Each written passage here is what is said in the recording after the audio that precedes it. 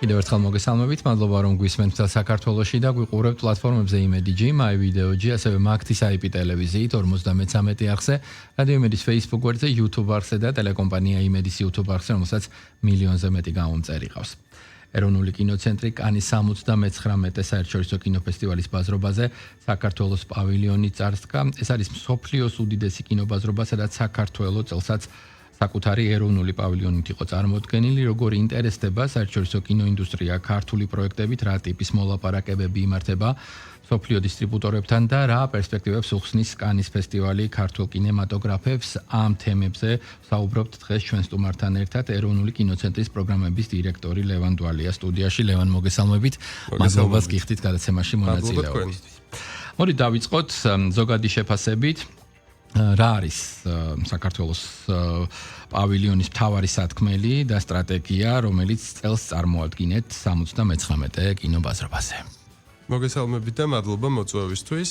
პირველ რიგში უნდა ვთქვათ, რომ ეროვნული პავილიონი, რომელსაც ეროვნული კინოცენტრი ყოველ წელს უწევს ორგანიზებას, აწარმოებს საქართველოს პროგრამასთან გადაიღეს საქართველოში ერთად, ძალიან მნიშვნელოვანი შესაძლებლობაა ქართული კინოსთვის, იმდენად რამდენადაც კანის კინოფესტივალის ბაზრობა ერთ-ერთი ყველაზე დატვირთულია და კანის კინოფესტივალიც ერთ-ერთი ყველაზე მნიშვნელოვანი კინოფესტივალია და შესაბამისად ჩვენი ამოცანა აქ არის საქართველოს პოპულარიზება, თანამედროვე ქართული ფილმების პოპულარიზება, დაინტერესება ჩვენი უცხოელი პარტნიორების და რა თქმა უნდა მნიშვნელოვანია ის შეხვედრები და ის მოლაპარაკებები, რომლებსაც თავის მხრივ ქართული კინოპროფესიონალები აწარმოებენ სწორედ ამ პავილიონში. აქვე უნდა ვთქვა, რომ შარშან ეროვნული კინოცენტრის მიერ 11 პროექტი დაფინანსდა, როგორც სრულმეტრაჟიანი ფილმები, ასევე მოკლემეტრაჟიანი მხატვრული და მოკლემეტრაჟიანი ანიმაცია. ამდენად ამ ფილმებისთვის ნაწილისთვის, ესე ვთქვათ, უფრო მეტად პოპულარიზებისთვის, მათი ნაწილის დამატებით დაფინანსების მოპოვებისთვის საკმაოდ ნაყოფიერი შეხვედრები გაიმართა კანის კინოფესტივალზე. მინდა ქართულ პროექტებზე ვისაუბროთ, რომელი ქართული ფილმები ამ პროექტები იყო წელს განსაკუთრებული ყურადღების ცენტრში და რატომ? რა ვთქვათ ფაქტორები განაპირობებს ამას? ეს არის ტენდენცია, რა განსაკუთრებულობა, რაც ვთქვათ შეიძლება ქართულ კინოს კონდეს თუ კიდევ არსებობს ისეთი რამ, რაც ვთქვათ თქვენ შეგიძლიათ აგვიხსნათ ამ ფორმატში. რაც შეეხება პროექტებს, მე შემიძლია ორი პროექტი დავასახელო, რამდენადაც მათი რეჟისორები და პროდიუსერები ადგილზე იყვნენ. ერთი გახლავთ, ასე კინოცენტრის დაფინანსებული შარშან გიორგი აბაშიშვილის ფილმი, რომლის პროდიუსერიც არის რუსუდან გლურჯიძე, რომელიც თავის მხრივ ძალიან წარმატებული ქართველი რეჟისორია და პროდიუსერიც. და ასევე თინათინ ყაჯრიშვილის ახალი ფილმი, რომელიც ასევე შარშან დაფინანსდა, ზღვა ყველას მიიღებს ასეთი სათაურით. მე ვფიქრობ, რომ წარმატებული შეხვედრები ჰქონდათ, ჩვენ სტენდზე ჰქონდა ორი ფილმი წარმოდგენილი, ერთი გახლავთ მოკლემეტრაჟიანი ანიმაციური ფილმი, როცა ზღვა იყო მშვიდი, რომელიც ანესის კინოფესტივალზე მოხვდა კონკურსში და ეს ქართული ანიმაციისთვის ძალიან მნიშვნელოვანი წარმატებაა.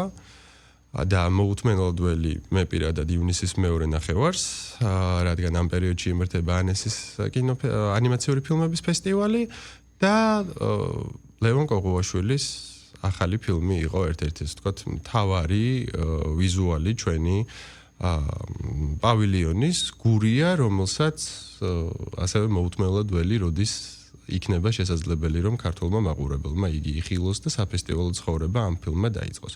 გონია, რომ ეს იქნება ძალიან წარმატებული ახალი ქართული ფილმი. საერთაშორისო გამოხმოვრებაზეც რომ ვისაუბროთ, როგორია უცხოელი პროდიუსერებისა და დისტრიბუტორების ინტერესი ქართული კინობაზრის მიმართ, რა თქვათ შეფასებები მოისმინეთ ამ კუთხით?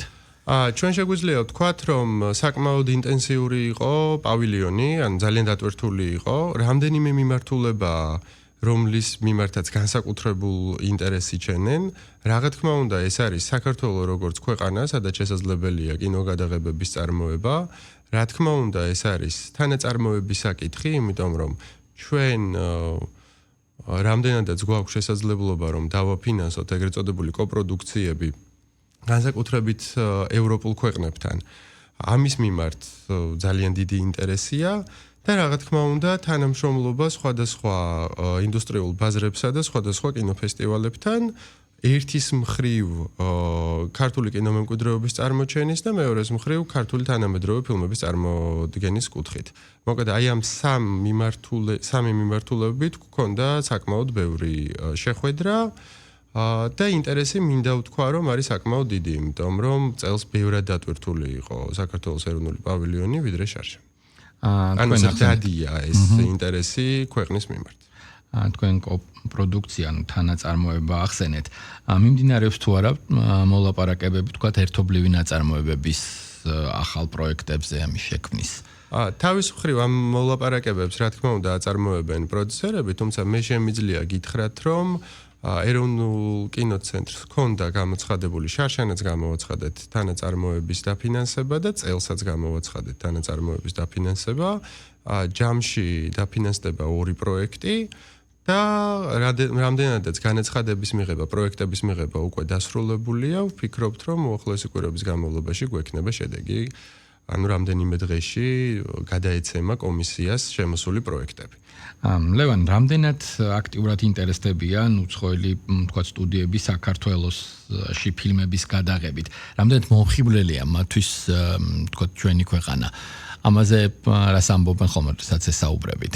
საქართველოს ძალიან მომხიბვლელია, მით უმეტეს რომ თქვენ იცით არსებობს გადაიღე საქართველოში პროგრამა, რომელიც ეკონომიკის სამინისტროს ქვეშაა, აწარმოეს საქართველოს ნაწილია და უცხოურ კომპანიებს აქვს შესაძლებლობა, რომ კვალიფიციური ხარჯების 20-25% უკან დაიბრუნონ.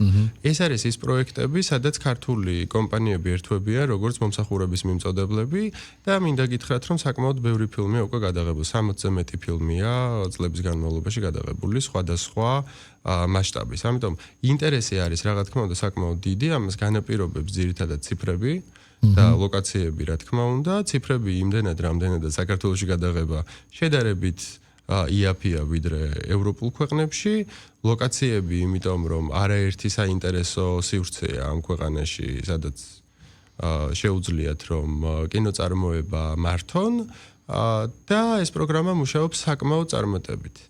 ეს არ არის უშუალოდ კინოცენტრის საკითხი, თუმცა მეც მქონდა რამდენიმე კომპანიასთან ზუსტად ამ საკითხზე შეხვედრა და ბევრ საკითხთან ერთად ამითაც ძალიან აქტიურად ინტერესდებიან. უბრალოდ ეს საჯაროდ ნაკლებად ჩანს, თუმცა პროცესი მიდის, რა თქმა უნდა, არაერთი ქართველი, ასე ვთქვათ, სერვისის მიმწოდებელია, რომელიც აქტიურად მუშაობს ზუსტად ასეთი ტიპის პროექტებზე. ჩვენთვის პლუსია, იმიტომ რომ ეს არის დამატებითი ინვესტიცია შემოსული ქვეყანაში. საომოლო გეგმებსაც მინდა ვიკითხო რა, ვთქვათ, კონკრეტულ სარგებელს მოუტანს თუნდაც მიმდინარე წლევანდელი კინობაზრობა ქართულ კინოინდუსტრიას გრძელვადიან პერსპექტივაში და თავად თქვენი ინსტიტუციის როლი როგორია, რა პოლიტიკა გაქვთ გამოიყენოთ ასეთი პლატფორმები, ვთქვათ, ქართული კინოს ვთქვათ, მასშტაბის ფოკუსში დასანახად და როდესაც ამაზე ვსაუბრობთ ხოლმე, ვთქვათ, მის პოპულარიზაციას, პრომოუშენს, რა მთავარ, ასე ვთქვათ, გამოწვევებს ვხედავთ ხოლმე აქ, რომლის დაძლებაც გიწევთ? გამოწვევა არ დაუმალავდა საკმაოდ ბევრია, ისევე როგორც ყველა დარგში. ჩვენი კუთხიდან კანის კინოფესტივალი მნიშვნელოვანი იყო, როგორც გითხარით, იმიტომ რომ ინტერესი ქვეყნის მიმართ არის მზარდი. და ასევე გაიმართა რამდენიმე ესეთი მნიშვნელოვანი შეხვედრა. ერთი რომ შეხვედრების უმეტესობა იყო უკვე შედეგიანი, დაწყებული კინოფესტივალები, დამთავრებული სხვა ფესტივალების კინობაზრობებით, სადაც საქართველოს იქნება წარმოჩენილი, მე რაც შემიძლია ვთქვა, ეს არის რომ ჩვენ როგორც ეროვნული კინოცენტრი ვცდილობთ რომ ესე ვთქვათ, ისეთ ქვეყნებში ვიყოთ უკვე წარმოდგენილნი, სადაც აქამდე ნაკლებად ვიყავით და ნაკლებად იყო კინოცენტრი წარმოდგენილი, მათ შორის ბაზრებია ეს ვთქვათ, რომ ჩვენთვის ძალიან საინტერესოა და სტრატეგიულია კანადა და ჩვენთვის ძალიან სტრატეგიულია საუდის არაბეთი, სადაც წელსვე ვიქნებით წარმოდგენილნი. ერთმანეთისგან რადიკალურად განსხვავებული ქვეყნებია, მაგრამ ვხედავთ ძალიან ბევრ შესაძლებლობას. რა კუთხით? თანამშრომლობის, ანუ ერთობლივი წარმოების და მათ შორის დაფინანსების შესაძლებლობებს. ყოველ შემთხვევაში, დანამდვილებით შემიძლია ვთქვა, რომ ორივე ქვეყანაში ვიქნებით, სტრატეგიული ასევე ჩინეთი და ამ მიმართულებითაც ეროვნული კინოცენტრი მუშაობს. ოღონდ ეს საქმიანობა არის გარკვეული, ასე ვთქვათ, დროში. ხო, რა თქმა უნდა, თავისი ვადა აქვს, რა ვადაში ჩვენ უნდა შევძლოთ ის, რომ კონკრეტულ ქვეყნებს გავუღვივოთ უფრო მეტად ინტერესი, იმიტომ რომ ქართული კინო ეს არის ცალსახად ევროპული კინოს ნაწილი, მაგრამ ეს არ ნიშნავს იმას, რომ მხოლოდ ევროპულ კინოფესტივალებზე ვიყოთ წარმოდგენილნი, ან მხოლოდ ევროპაზე ვიყოთ კონცენტრირებულნი. მოგეხსენებათ, რომ ძალიან ბევრი რამ იცვლება, ახალ-ახალი შესაძლებლობა ჩნდება, არა მხოლოდ თანადაფინანსების კუთხით, არამედ ინტელექტუალური რესურსის კუთხითაც. ამდენად ჩვენთვის საინტერესოა, რომ მაქსიმალურად ბევრ ქვეყანაში შევძლოთ ჩვენი პოზიციების გამტკიცება და იმის ჩვენება, რომ არსებობს პატარა ქვეყანა დედამიწაზე, სადაც არის ერთის მხრივ უზარმაზარი კულტურა და საოცარი გამოცდილება კინოს მხრივ და მეორე მხრივ არსებობს შესაძლებლობები, სადაც რა თქმა უნდა ჩვენი მხრიდან მზად ვართ, რომ ამაზე შესაბამისი, ესე ვთქვათ, ინვესტიცია ჩავდოთ, მაგრამ ის რომ უფრო მეტ ქვეყანაში და უფრო მეტ განსხვავებულ ბაზრობაზე იქნება ეს თუ ფესტივალი უნდა ვიყოთ წარმოდგენილნი და აუცილებლად ვიქნებით, ამაზე შემიძლია რომ გარანტია მოგცეთ. კეთილი, წარმატებები მინდა გისურვოთ. მადლობა გითხრათ იმისთვის, რომ მოხვედით და ვისაუბრეთ ამ თემაზე. ეროვნული კინოცენტრის პროგრამების დირექტორი ლევან დვალი საუბრობდა პირდაპირ ეთერში. მადლობა უთხრათ ჩვენს მსმენელსაც და მაყურებელსაც დათმობილი დროისთვის, დროებით აგემშვიდობებით.